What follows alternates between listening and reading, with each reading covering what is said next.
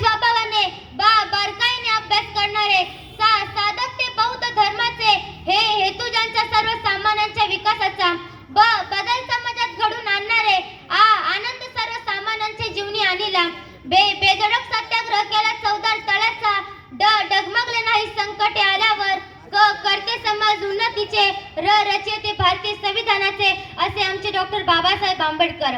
अनेक वर्षात चातुर्वर्ण्य व्यवस्थेच्या नावाखाली अन्याय सहन करणारे समाज बांधव ज्यांना खायला भाकरी प्यायला पाणी व चालायला रस्ता सुद्धा मिळणे कठीण अशा दीनदलितांच्या व्यथा जाणून त्यांचे अश्रू पुसण्याचे व त्यांना जगण्याचा अधिकार मिळवून देण्याचे कार्य डॉक्टर बाबासाहेब आंबेडकर यांनी केले. होते अंधारलेले जीवन दिसत नव्हता प्रकाशाचा किरण.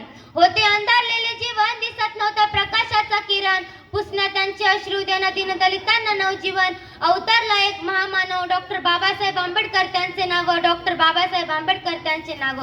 अशा महामानवाचा युग प्रवर्तकाचा डॉक्टर बाबासाहेब आंबेडकरांचा जन्म 14 एप्रिल 1891 रोजी मध्य प्रदेशातील महू या गावी झाला. त्यांच्या वडिलांचे नाव रामजी तर आईचे नाव भीमाबाई. आंबेडकरांना वाचनाचा छंद लागला तो त्यांच्या वडिलांमुळे रामजींमुळे. तो वाचनाचा छंद भारतीय संविधान निर्मितीचा आसमंत ठरला यात तीळ मात्र शंका नाही. मुळातच अभ्यासाची आवड असल्याने आंबेडकरांनी BA, MA, master of science, doctor of science, DLitt अशा अनेक पदे संपादन केल्या.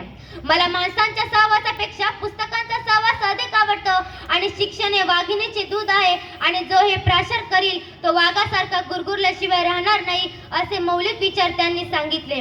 माणसाने जन्मभर जरी शिकायचे मनात आणले तरी विद्यासागराचं कडेला असलेल्या गुडघाभर ज्ञानात फार झाले तर जाता येईल असे त्यांचे मत होते. शिका, संघटित व्हा आणि संघर्ष करा हा क्रांतिकारी संदेश त्यांनी सर्वसामान्यांना दिला. बऱ्याच ठिकाणी अस्पृश्यांना पानवाट्यावर पाणी भरण्याचा अधिकार नव्हता. त्यांपैकी एक होते महाड येथील चौदार तळे. तेथील पुरुष लोक अस्पृश्यांना पाणी भरू देत नव्हते. त्यामुळे डॉक्टर बाबासाहेब आंबेडकरांनी 20 मार्च 1927 रोजी चौदार तळ्याचा सत्याग्रह केला. डॉक्टर बाबासाहेब आंबेडकर यांचे असे मत होते की दीनदलितांच्या सर्व समस्या मनुस्मृतीमुळे निर्माण झालेल्या आहे म्हणून त्यांनी 20 मार्च 1927 रोजी मनुस्मृती या ग्रंथाचे दहन केले.